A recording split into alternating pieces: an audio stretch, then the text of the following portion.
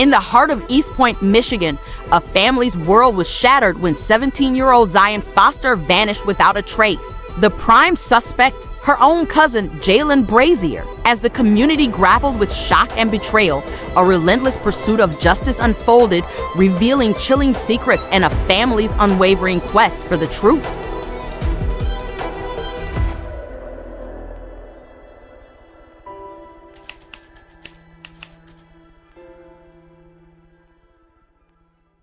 In the quiet suburb of Eastpointe, Michigan, 17-year-old Zion Foster was a high school senior with dreams and aspirations. On the evening of January 4, 2022, she left her home, telling her mother she was meeting her cousin, 25-year-old Jaylin Brazier, to smoke marijuana. This would be the last time her family saw her alive. As hours turned into days without any word from Zion, her mother, Sierra Milton, grew increasingly anxious. She reached out to Jaylin, who initially claimed he hadn't seen Zion in months. This contradiction raised suspicions, prompting Milton to involve the Eastpointe Police Department. Investigators quickly zeroed in on Brazier due to his inconsistent statements. Under pressure, he admitted that Zion had been at his Detroit home that night. He claimed that while they were smoking marijuana, Zion suddenly became unresponsive. Panicking, he said he placed her body in a dumpster in Highland Park after midnight. This confession led to an extensive search of a suburban landfill, where authorities believed Zion's remains might be found. For 5 grueling months, Detroit police officers sifted through tons of trash in sweltering heat, but their efforts were in vain. Zion's body was never recovered. The community was left in shock and mourning. Vigils were held, and Zion's family pleaded for justice.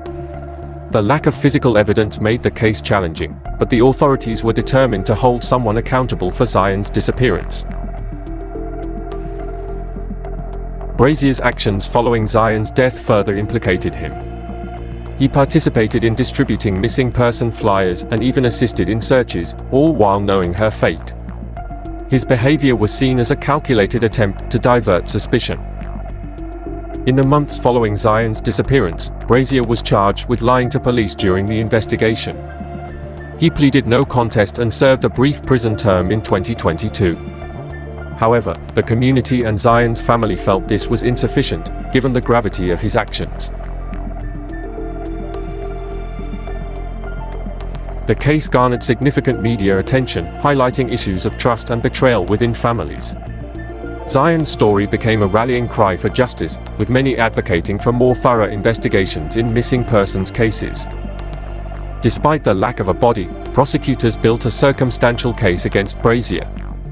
They pointed to his inconsistent statements, suspicious internet searches, and the disposal of Zion's body as evidence of his guilt. The community's support for Zion's family was unwavering.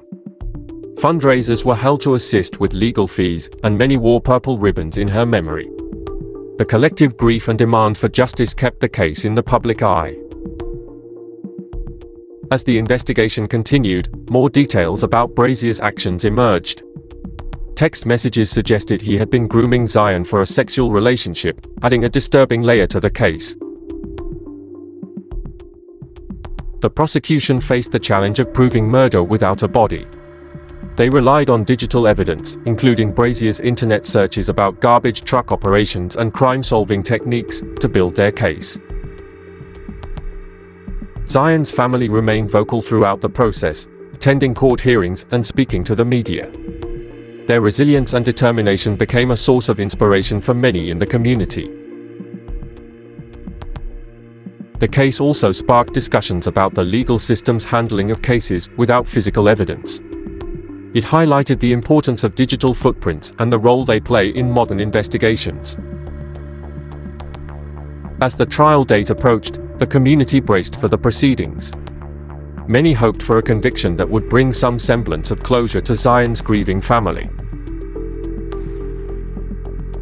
In May 2024, the trial of Jaylin Brazier commenced in Wayne County, drawing significant public and media attention. The prosecution, led by Assistant Prosecutor Ryan Elsey, presented a case built on circumstantial evidence, aiming to prove Brazier's guilt beyond a reasonable doubt. The prosecution's strategy focused on Brazier's inconsistent statements and suspicious behavior following Zion's disappearance. They highlighted his initial denial of seeing Zion, followed by his admission of disposing of her body, as indicative of his culpability. Digital evidence played a crucial role in the trial. Prosecutors presented Brazier's internet search history, which included queries about garbage truck compactors and crime-solving techniques, suggesting premeditation and an attempt to cover up his actions. Text messages between Brazier and Zion were also introduced, indicating that he had been grooming her for a sexual relationship. The prosecution argued that Zion's resistance to his advances led to her tragic death. The defense, led by attorney Brian Brown, contended that Zion's death was accidental. They claimed she suffered a sudden medical episode while smoking marijuana, causing Brazier to panic and make poor decisions in disposing of her body. Despite the defense's arguments, the jury found the prosecution's case compelling. After less than an hour of deliberation, they returned a guilty verdict on charges of second-degree murder and tampering with evidence. The conviction brought a sense of justice to Zion's family and the community. Her mother, Sierra Milton, expressed relief and gratitude, stating that Zion's voice had finally been heard through the verdict.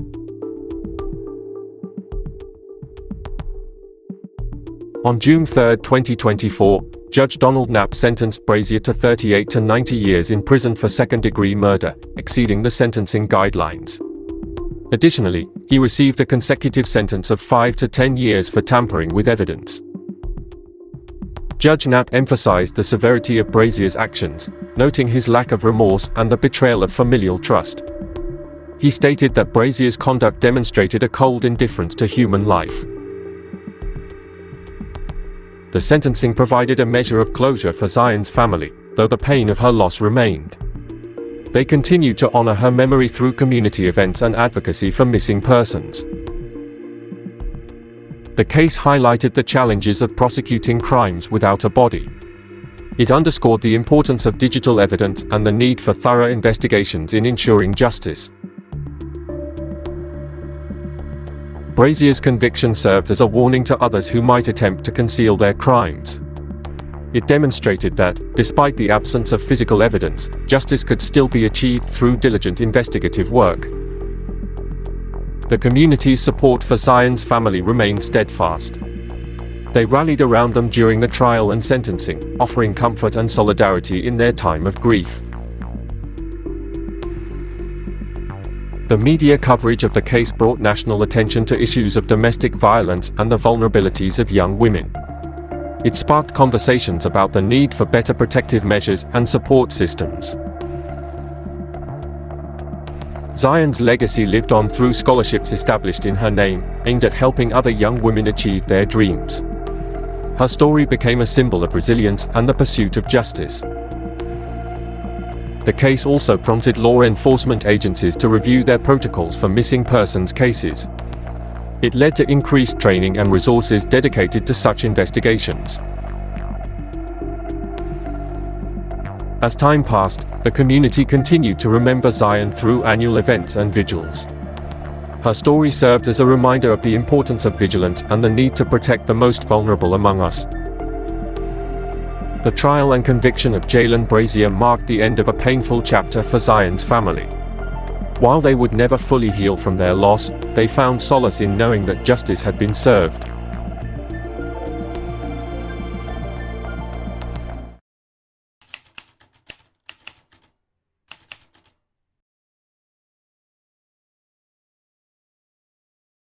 Welcome back, everybody. Today, we're diving into a case that shows just how much the digital world can impact real-life events. Yeah. It's the disappearance and murder of 17-year-old Zion Foster. Right. Got a ton of sources to go through, court transcripts, news articles, everything to try and figure out what led to this tragic ending. It's really going to help us understand how investigators put the pieces together and how it all went down in court. Exactly. And it's especially interesting because this case really hinged on the digital trail that was left behind. Yeah, without a body or a traditional crime scene. Investigators had to rely heavily on digital evidence to even get a conviction. It's pretty amazing. So let's go back to January 4th, 2022 in Eastpointe, Michigan. Okay.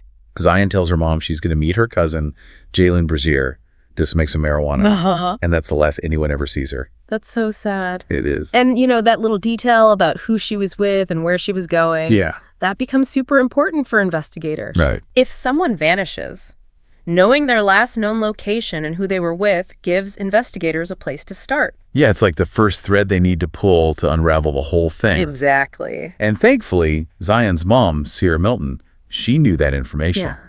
When hours turned into days and she didn't hear from her daughter, she reached out to Brazier. Oh, wow. At first, he said he hadn't seen Zion in months. But the police got involved, and that story unraveled pretty quickly. Those initial statements that people make to law enforcement are so critical. Right. Even a seemingly small lie can create a ton of doubt and send investigators down the wrong path. Totally. And as the pressure mounted, Brazier changed his story. Oh, really? He admitted that Zion had been at his house. Okay. But then he claimed that she suddenly stopped responding while they were smoking. Oh, my gosh. And he panicked and disposed of her body in a dumpster in Highland Park after midnight. What? That's what he said. Wow. His confession led to this massive search of a landfill, but Zion's body was never found. See, that attempted cover-up, even if Brazier truly believes she died accidentally, Yeah. it immediately raises red flags. Oh, it does. Why not call for help? Why go to such lengths to hide what happened? Oh, yeah. It makes you think he was trying to control the situation, Absolutely. which is a classic sign of guilt. Without a body or a crime scene, though, investigators were facing a really tough case. I bet. They had to lean heavily on circumstantial evidence and, as you mentioned, digital footprints. That's all they had. And Brazier's actions really start to build the case against him. What do you mean? Not only did he lie to the police, Yeah. but he actively participated in searches for Zion, even helping to hand out missing person flyers. Are you serious? It's crazy. I mean, imagine the level of deception and manipulation involved in that behavior. Oh, absolutely. It's like he thought he could just keep up this act and outsmart everyone. It's possible he didn't realize how much information he was leaving behind online. Yeah, people forget that every search, every text, every click, Yeah. it can all be traced back to them. You're leaving a trail. A digital trail. Exactly. So let's talk about that digital dragnet that caught Brazier. What exactly did investigators find? They found a lot more than just deleted texts, let me tell you. Okay. They recovered pieces of his searches, location data from his phone that didn't match his alibi. Wow. Even metadata from photos that placed Zion at his house. That's incredible. Technology is amazing, isn't it? It is. I mean, sometimes... So it sounds like he was really trying to cover his tracks digitally. What kind of things was he searching for online? Well, shortly after Zion vanished, he was searching things like how garbage trucks work and even crime-solving techniques. That's chilling. It really is. These searches really point to premeditation. Oh, absolutely. This wasn't some grieving guy who had an accident. No. This was someone trying desperately to stay ahead of the investigation. Right. And then there were the text messages between Brazier and Zion. Oh, yeah. They painted a much more disturbing picture of their relationship. It wasn't just a casual hangout between cousins. I see. The messages suggested that there was some grooming going on. Oh, wow. Manipulation, using his position of power to take advantage of her. That adds a whole other layer to the case. It does. Makes you wonder about their power dynamic. Definitely. The manipulation, Yeah. and maybe even a motive for silencing Zion if she rejected his advances. So we've got a suspicious disappearance, inconsistent stories, a missing body, and a trail of digital evidence pointing to something way more sinister than an accident. It's a lot. With so much riding on this digital evidence, how did investigators even go about retrieving and understanding it all? Digital forensics is super detailed. I bet. They would have taken Bravier's devices, made copies to preserve the original data, and then use special software to recover deleted files, look at his internet history, and put together a timeline. Wow. The challenge isn't just getting the data. Right. It's understanding what it means in the context of the case. Yeah. Proving it's relevant. And making sure it can be used in court. It's a whole new world of detective work. It is. It's like learning a new language. You're right. To decipher all those digital clues. That's a great way to put it. Thanks. Digital forensics must require specialized training. Yeah, you need to know how data is stored and retrieved. Right. And how to connect those digital dots to the real world. So it sounds incredibly complex. It is. But it was obviously crucial in building the case against Brazier. How did this digital evidence actually shape the prosecution's strategy at trial? The prosecution knew how powerful this evidence was. Yeah. They had to present it to the jury carefully. Right. Connecting each digital piece to the real world and to Brazier's actions. So the trial finally starts in May of 2024. Did the defense try to challenge the digital evidence? They did. Really? They tried to say it wasn't reliable, that maybe it was tampered with or misinterpreted. Okay. Which is pretty common in cases that rely so heavily on digital forensics.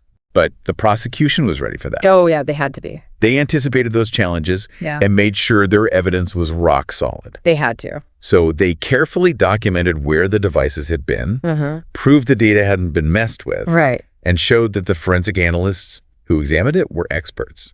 It's a lot to prove. It sounds like they were building a fortress around their digital evidence, That makes sense. knowing the defense would attack it from every angle. They would. But with no body, no confession to the murder itself. Yeah. Could they actually convince a jury beyond a reasonable doubt that Brazier was guilty? That's the big question. It is. And that's where the prosecution's strategy gets really interesting. Okay. They decided to use the digital evidence not just to support the facts, Yeah. but to completely dismantle Brazier's credibility, Wow. to turn his attempts to control the narrative into a confession. That sounds risky. It was a bold move. How did they pull that off? They meticulously presented each piece of digital evidence alongside Brazier's changing statements to the police and how he acted during the search. Okay. They argued that his digital actions, the searches, the deleted messages, the attempts to mess with his location data showed his real intentions. I see. It wasn't just random stuff. Right. It was a window into his guilty conscience. So they weren't just saying, here's what he did online, but this is why what he did online proves he's guilty. You got it. Fascinating. They were using the digital evidence to tell a story. Yeah. A story that completely contradicted the facade Brazier had built up. They were. I'm dying to know how the jury reacted to all of this. Well, we'll have to get into that next time. I can't wait. It's a good one. I bet it is. Yeah. It's going to be a wild ride. Definitely. All right, everybody. We'll be back soon with more on this fascinating case. See you then. So the prosecution used Brazier's own digital footprint against him to try and paint a picture of guilt. Yeah. How the jury react to that? Well, they didn't take long to decide. They deliberated for less than an hour. Wow. Before finding him guilty. Wow, less than an hour. Yeah. That's pretty telling. It is. It seems like that strategy of using the digital evidence to tell a story really worked. It did. The jury was convinced. They were. It's amazing that they were able to do that without a body or a confession. I know, right? They built their entire case on his digital actions, Pretty much. arguing that they showed his real intent Exactly. and contradicted everything he'd been saying. Yeah, it's like his own digital trail betrayed him. This case feels like a huge example of how digital evidence is changing criminal investigations. It is. It's like a whole new era of detective work. It really is. Our phones, computers, everything we do online. Yeah. It all creates so much data. Right. And it can tell investigators a lot. Text messages, emails, search history, location data. All of it. It's like a digital puzzle. It is. And in this case, that digital puzzle was the key to finding the truth. Zion's case also highlights how tough nobody murders are to solve. Yeah. Without that physical evidence, how do you even begin to convict someone? It's incredibly difficult. It is. But as we've seen, it's not impossible. Right. Circumstantial evidence, witnesses, and digital evidence, Yeah. they all become crucial in these cases. You do. And as technology keeps advancing, Yeah. the tools available to investigators will only get more powerful. It's amazing, It is. but also kind of unsettling I know what you mean. to think that our digital footprints can reveal so much. Right. But it's also a powerful tool for justice. It is, especially when there's no other evidence. Exactly. It can give a voice to those who can no longer speak for themselves. That's a good way to put it. It can help hold people accountable for their actions. So let's talk about the sentencing. Okay. Brazier was facing some serious charges, He was. and the prosecution presented a really strong case. They did. What happened? Well, on June 3rd, 2024, He was sentenced to 38 to 90 years for second-degree murder. Wow. The judge actually went beyond the recommended guidelines. Really? Yeah, he stressed how serious the crime was, that Brazier showed no remorse, and that he completely violated the trust that was placed in him. It sounds like the judge wanted to send a clear message. Definitely. Not just to Brazier. Yeah, but to anyone thinking of doing something similar. This wasn't just about punishment. No. It was about acknowledging the loss. Yeah. The impact on Zion's family. Absolutely. And trying to prevent this from happening again. Right. Speaking of Zion's family. Yeah. They have been so strong throughout this whole thing. I have. Even with all the pain of losing Zion. I can't even imagine. They never gave up hope. It's incredible. Their dedication to honoring Zion's memory is truly inspiring. It is. They turned their grief into action. Yeah. They advocated for changes in the legal system, raised awareness about the dangers of grooming and domestic violence, and supported other families going through similar tragedies. It's a powerful reminder that even in the face of such a horrible loss, you can still find a way to persevere and make something positive out of it. Absolutely. It shows the power of love and community support. And the potential for healing. Even when the grief is so profound. This case has really sparked a much-needed conversation about the dangers young women face in our society. It has. Sadly, Zion's story is not unique. It's not, unfortunately. Too often, we hear about young women disappearing, becoming victims of violence, and facing so many obstacles in getting justice. It's a heartbreaking reality. It is, and it demands a real response. It does. We need to address the root causes of violence against women. Yeah. Things like gender inequality, Yeah. harmful societal norms, Right. the lack of resources and support for victims. All of that needs to change. We also need to stop blaming victims Absolutely. and start holding perpetrators accountable. That's so important. It's about creating a culture of respect Yes. where women's voices are heard And their experiences are validated. and their safety is a priority. It requires a commitment from all of us. It does. Men and women. To challenge those harmful norms. And build a more just society. Absolutely. Zion's case has also highlighted the need for early intervention and prevention.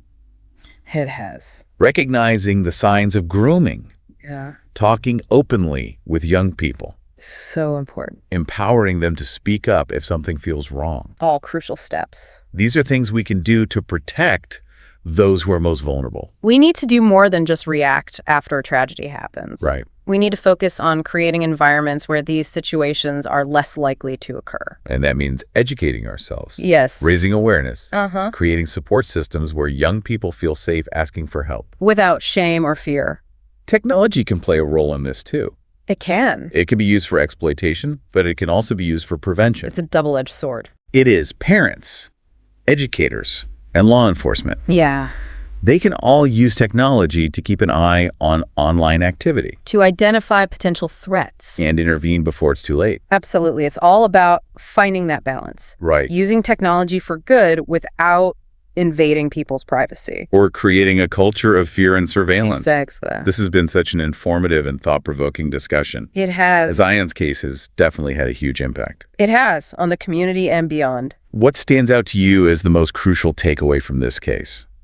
I think the biggest thing is that the digital world and the real world, they're not separate anymore. Right. What we do online has real-world consequences. It does, both good and bad. Exactly. Zion's case proves how powerful digital evidence can be in uncovering the truth. It does. But it also reminds us to be responsible online. We all leave digital footprints. We do. And those footprints can have a big impact. On our lives and the lives of others. We can't ignore that anymore. We can't. Yeah. And as technology keeps evolving, we need to embrace its potential for good. Absolutely. But also stay aware of its potential for harm. It's a constant balancing act. This deep dive has given me a lot to think about. Me too. What are your final thoughts for our listeners as they process this complex and heartbreaking story? I hope this conversation encourages them to think about the power and responsibility we all have in this digital age. That's a good point. We can use this knowledge to push for change, to support vulnerable communities,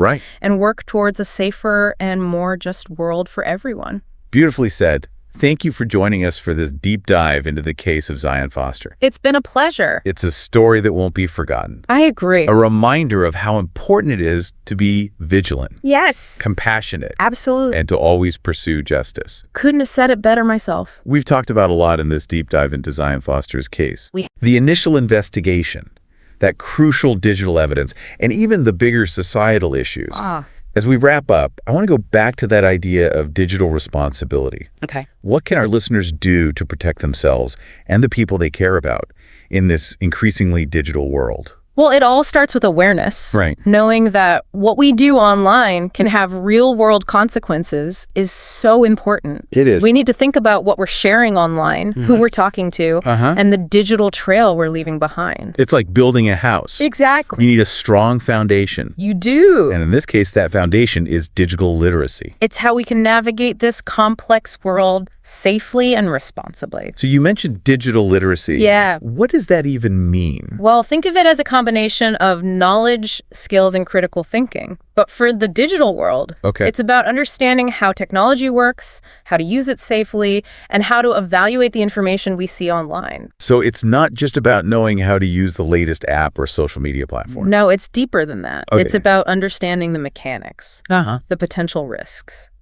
So being smart about how we use technology. Yeah, being savvy digital citizens. I like that. We need to recognize the power of technology, but also understand its limitations and where things can go wrong. That makes sense. It does. Where can our listeners go to learn more about this? There's a bunch of great resources out there. Sure. Organizations like Common Sense Media Yeah, I've heard of them. and the National Cybersecurity Alliance. Okay. They offer really helpful tips and advice for parents, teachers, and really anyone. What about in the community? Local libraries and community centers often have workshops and classes on digital literacy. Oh, that's good to know. And of course, talking to friends, family, and experts you trust can help you stay informed.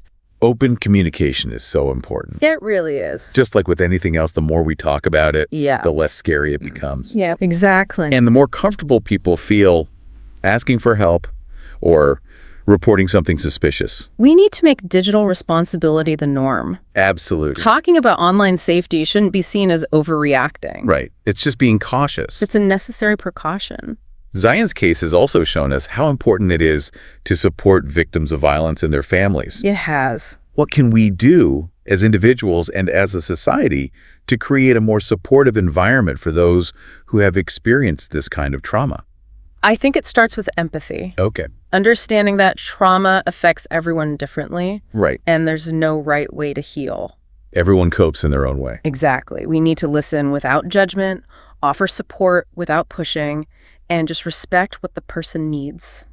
It's about being there for them. It is. Sometimes just listening and letting someone know you believe them can make all the difference. You're absolutely right. And as a society. We need to do better. Yeah. We need better resources and support systems for victims of violence. Like what? Mental health services, Mm-hmm. legal aid, safe housing, and programs that help people break free from abuse. It's about giving them the tools they need to rebuild their lives. Exactly. This case has deeply affected the community, especially Zion's family. It has. Their strength and resilience in the face of such a horrible loss is remarkable. It really is. What can we learn from them? Their story shows the power of the human spirit. Yeah. They found meaning and purpose even in the darkest of times. They did. They turned their grief into action. They did. They advocated for change, raised awareness, and supported others. It's a choice. It is. We can let tragedy consume us. We can use it to make a positive impact. Their dedication to Zion's memory is a call to action for all of us. It is. It's a reminder to be more aware, more compassionate, more committed to building a safer world. I couldn't agree more. This deep dive into Zion Foster's case has been heartbreaking, but also eye-opening. It has. It's a story we won't forget. It will stay with us. It reminds us of the challenges of this digital age, the importance of being responsible online, and the incredible strength of the human spirit. Beautifully said. Thank you for joining us on this journey. It's been an honor. May Zion's memory inspire us to be more aware, more compassionate, and more dedicated to creating a world where these tragedies are less and less common. I hope so too. Thank you for listening to